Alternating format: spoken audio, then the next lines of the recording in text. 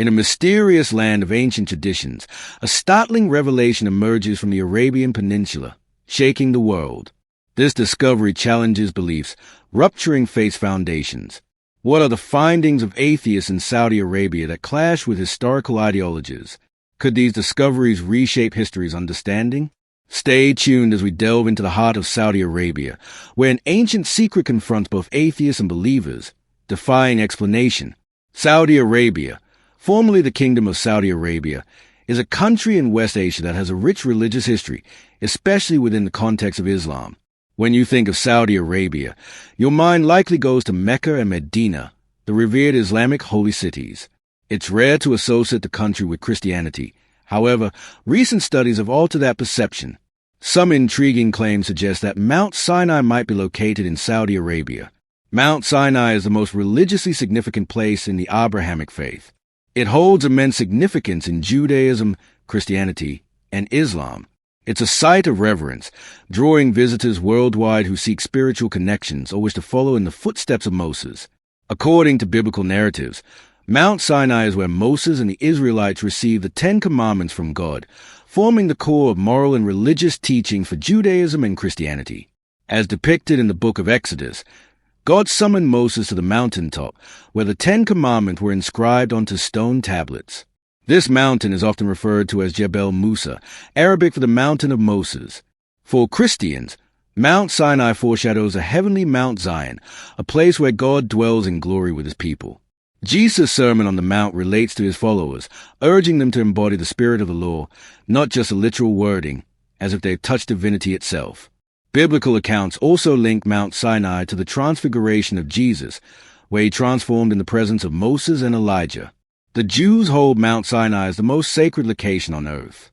They believe it's where they uniquely encountered God and where humanity is directly connected with the divine, a blend of spiritual and physical interaction. This aligns with the essence of Judaism, where religion bridges a gap between the divine and everyday existence. Jewish tradition also links Mount Sinai to Abraham's willingness to sacrifice his son, Isaac. This event reinforces the Jews' belief in their chosen status and covenant with God, binding them to uphold the commandments and teachings. The book of Deuteronomy underscores these themes, as Moses reminds the Israelites of their divine agreement and the imperative to obey God's laws. Mount Sinai is symbolic for Jews, representing their identity and destiny as God's chosen people. The Quran, too, recognizes a mountain's significance, portraying it as a place where God communicated with Moses and gave him the tablets of the Torah, the sacred scriptures of Islam. These commandments serve as a code of conduct, reflecting God's desires for his people.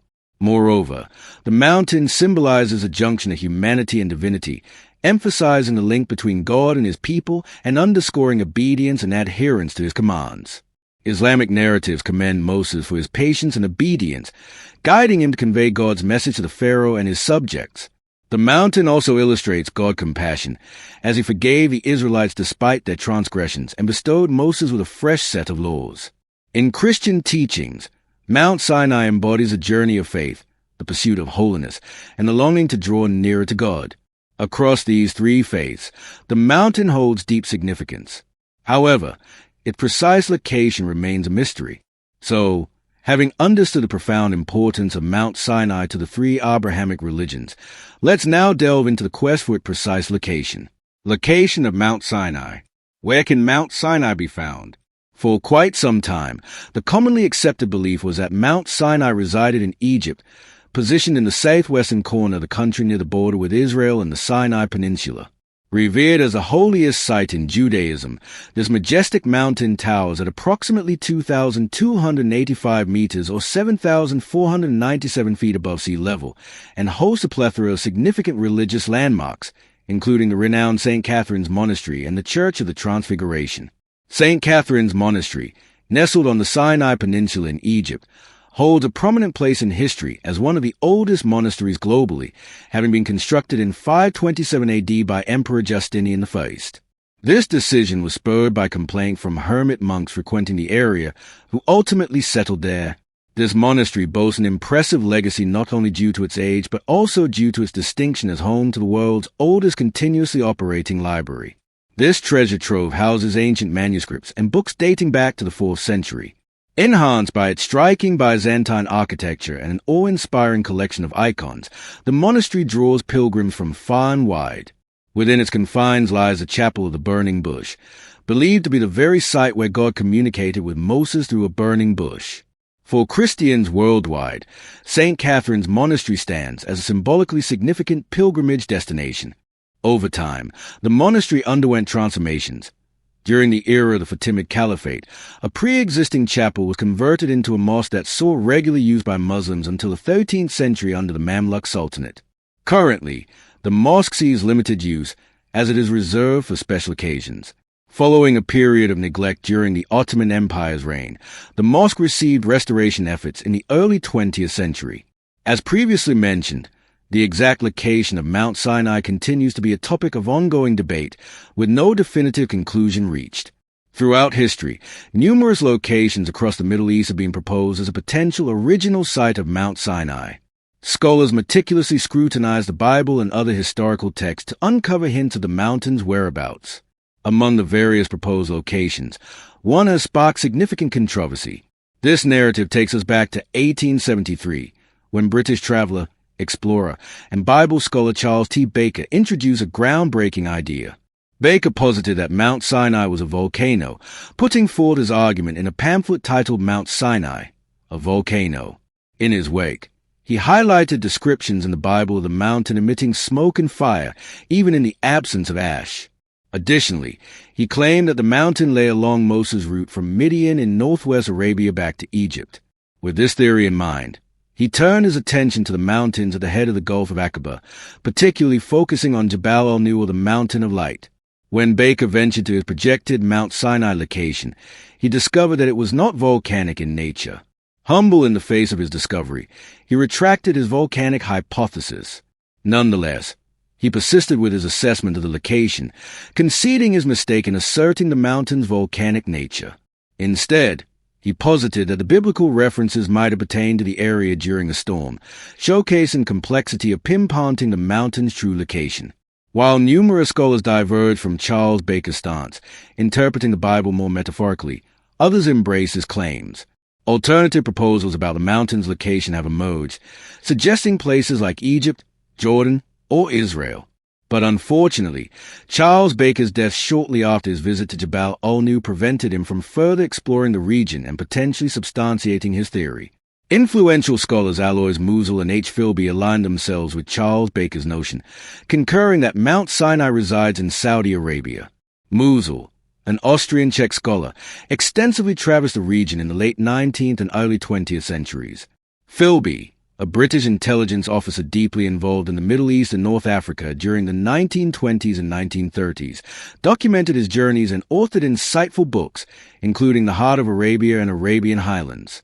Both scholars pointed to Jabal al-Manafah near Wadi Orab as the true site of Mount Sinai. In his work Arabian Highlands, Philby recounts his 1952 visit to Jabal al-Nur, confirming its identity as Mount Sinai and highlighting its significant mosque atop the summit.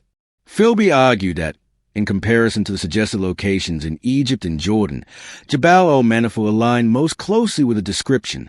In 1971, French scholar Jean Koenig proposed Hola el Bed volcanic peak as a probable location of Mount Sinai in Saudi Arabia. He published an article titled Cyanotic Itineraries in Arabia, outlining his arguments about the accuracy of his interpretation of the mountain's whereabouts.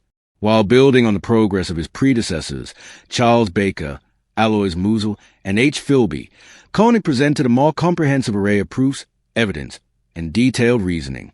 Despite the compelling nature of his argument, there is still a more contentious proposal to be examined.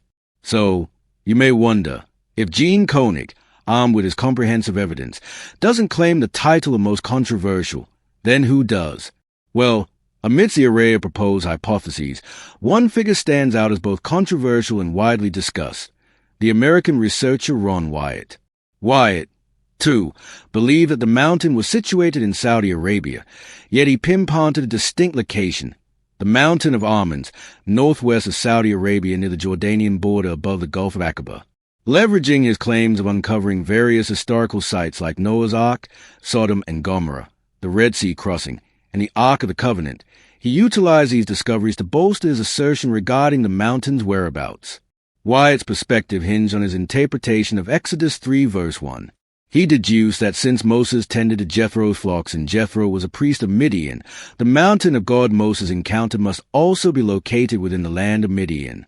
After purportedly discovering the Red Sea crossing site at Nuweiba in the Gulf of Aqaba in 1978, Wyatt concluded that the real Mount Sinai must be positioned east of the miraculous Red Sea crossing path, within the boundaries of modern-day western Saudi Arabia. In his assessment, the most probable option was Jebel al-Lawz, because it presented the highest peak in the entire western Saudi Arabian mountain range. His claim was fortified by his identification of archaeological evidence, a sizable encampment near the mountain, which he believed to be the Israelites' encampment preceding their exodus. Further findings during Wyatt's investigations unveiled a substantial heap of granite rocks around a quarter mile from the mountain's base, adorned with depictions of bulls, cows, and oxen.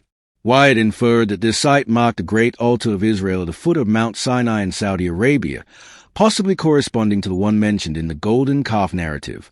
He extended his interpretations, connecting his discovery of the Red Sea crossing to what he deemed remnants of Pharaoh's chariots on the Red Sea floor, the ash-covered mountaintop symbolizing the fire of God, a massive split rock resembling the effects of powerful water flow, 12 stone pillars beneath the mountain, and additional findings. All these, he believed, were linked to the Israelites' time living in the mountain's vicinity or their exodus.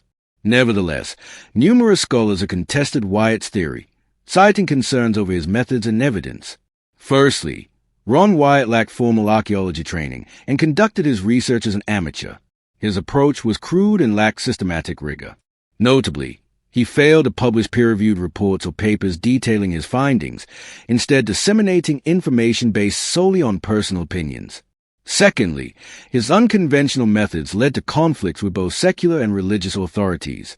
Wyatt even faced arrest and imprisonment by the Saudi Arabian government, who accused him of being an Israeli spy due to trespassing and artifact smuggling. Moreover, some biblical scholars argue that Galatians chapter 4, verse 25, where Apostle Paul teaches the Galatian Christians about God's covenants, could be misconstrued to support Wyatt's claims. In the text, Paul mentions Mount Sinai in Arabia. However, the term Arabia encompasses a larger landmass on first-century Roman maps, including the Arabian Peninsula, the Sinai Peninsula, and northern Egypt. This perspective challenges the assertion that Mount Sinai is specifically in modern Saudi Arabia. So, if Apostle Paul consulted a first-century Roman map, the encompassed landmass of Arabia included modern-day Saudi Arabia, the United Arab Emirates, UAE, and other Asian nations, constituting a vast desert expanse. Meanwhile, there are some other shocking discoveries in Saudi Arabia, one of which is a ritual site used by a prehistoric cult. By the end of this video, you will find out more about this ritual site. But did you know that the desert we see today in Saudi Arabia used to be full of lush plants? It might sound unexpected, but before we explore scientific proof, historical evidence supports this idea. The Quran, the holy book of Islam, which was revealed to the Prophet Mohammed in the 7th century CE, includes verses that describe various natural wonders created by Allah. These verses touch upon the sun, moon, stars, mountains, seas, plants, animals, and humans. The historical significance of Saudi Arabia is also evident in the Quran. This land has been mentioned in the oldest written sources that highlight its geography and climate. Ancient scholars, travelers, and geographers like Herodotus, Josephus, and Eusebius have all described the characteristics of Saudi Arabia. They portray a land of lush mountains, valleys, rivers, forests, and spices. The region's vibrant greenery allowed for abundant exports and established trade routes connecting it to neighboring areas. These insights come from historical accounts and records. Scientifically, we find fossil evidence that offers a glimpse into the past. Fossils are the remains or impressions of organisms, including plants and animals, that once inhabited an area. They offer insights into the evolution of life on Earth and the environmental changes over time. Fossils found in Saudi Arabia, including those of elephants, hippos, and crocodiles, paint a picture of a diverse ecosystem. Such creatures indicate a flourishing environment with ample resources. The discovery of seahorse fossils suggests the presence of shallow coastal waters with a variety of marine life. Fossils across the Arabian Peninsula, dating back to at least 350,000 years, as well as satellite imagery, suggest that Saudi Arabia experienced a wetter and more verdant climate. The findings also extend to plant fossils scattered throughout Saudi Arabia, including places like Tama, Dumat al-Jandal, and Jizan. These fossils encompass ferns, cycads, palms, grasses, legumes, and various flowering plants. Their existence spans diverse geological periods, ranging from the Permian and Triassic to the Jurassic, Cretaceous, Paleogene, Neogene, and Quaternary eras. This mosaic of plant fossils underscores the varying phases of vegetation that Saudi Arabia has witnessed throughout its history.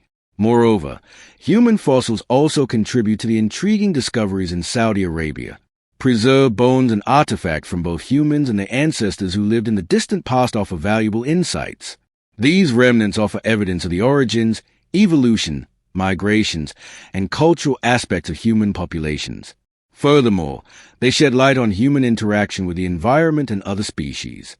Numerous sites in Saudi Arabia, including Kalam, Al-Ma'adon, Al-Ula, and Al-Thaqba, have yielded human fossils. These findings comprise stone tools, pottery, inscriptions, petroglyphs, structures, and human bones originating from various epochs of human history: the Lower Paleolithic, 400,000 years ago; Middle Paleolithic, 90,000 years ago; Upper Paleolithic, 40,000 years ago; Epipaleolithic, 20,000 years ago; and Neolithic, 10,000 years ago. What's more, scientists have also discovered coral reefs and seagrass beds in Saudi Arabia. The existence of these structures underscores the presence of clear and warm seawater, providing an environment rich in nutrients and shelter for marine life. Such discoveries, tracing back millions of years, indeed align with the overarching theme of astonishing revelations in this region. To top it all, another astonishing find comes in the form of ancient roads and tombs dating back 4,500 years. Archaeologists refer to these corridors as funerary avenues. These pathways, found in the northwest desert regions of Saudi Arabia, connected oases and pastures. Stretching over extensive distances, some spanning hundreds or even thousands of kilometers, these avenues follow the natural terrain and water sources. Accompanying these avenues are tombs referred to as pendants or ring burials. The pendants are circular cairns with extended tails perpendicular to the avenue, while the ring burials are circular cairns encircled by low walls. Varied in dimensions, but typically around 2 meters in height and 20 meters in length, these tombs house human remains and grave items. The discovery of these funerary avenues and tombs owes credit to researchers from the University of Western Australia, who utilized aerial and ground surveys, satellite imagery, and excavations. Approximately 80 tombs have undergone radiocarbon dating, revealing their age to be around 4,500 years, between 2600 and 2000 BC. These constructions might have been constructed by nomadic tribes that adjusted their movements based on rain patterns and vegetation across the landscape. Meanwhile, amidst all these shocking finds, Saudi Arabian archaeologists have unearthed a terrifying one. This time, they stumbled upon ancient human remains within a 7,000-year-old desert monument, which is a site once utilized by a prehistoric cult for rituals. The remains, belonging to an adult male in his 30s, were discovered within a structure known as a mustatil, deriving its name from the Arabic word for rectangle. These ruins are part of more than 1,600 similar structures identified in Saudi Arabia since the 70s. Submerged beneath sand, these constructions were erected during a time when the Arabian desert flourished with grasslands, housing elephants and witnessing hippos and lakes. Evidently, the architects of these mustatils were members of an enigmatic cult. As climatic shifts gradually transformed the region into a desert, these individuals likely congregated to safeguard their land. Their protection strategy involved sacrificing cattle to unidentified deities. A recent excavation of a mustatil, documented in a study published in March, has unveiled further insights into these perplexing structures and the rituals of their long-lost devotees. This excavated mustatil, situated 34 miles or 55 kilometers east of the ancient city of Al-Ula, stretches 460 feet or 140 meters and is constructed from local sandstone. At its center stands a prominent upright stone called the Baitul, surrounded by a collection of 260 animal skull and horn fragments. These bone fragments primarily belong to domesticated cattle, with some traces from goats, gazelles, and small ruminants. Adjacent to the Mustil's head lies a kist, a burial chamber style found in the Neolithic and Bronze Ages across Europe and the Middle East. Examination of the buried man's bones reveals that he was in his 30s or early 40s at the time of his demise. He displayed signs of osteoarthritis, a common degenerative joint disease. Radiocarbon dating of both human and animal bones indicates that the man's burial occurred 400 years after the animals were slaughtered. This suggests that the Mustil served as site for repeated pilgrimages, highlighting the enduring significance of these structures in the lives of their ancient creators.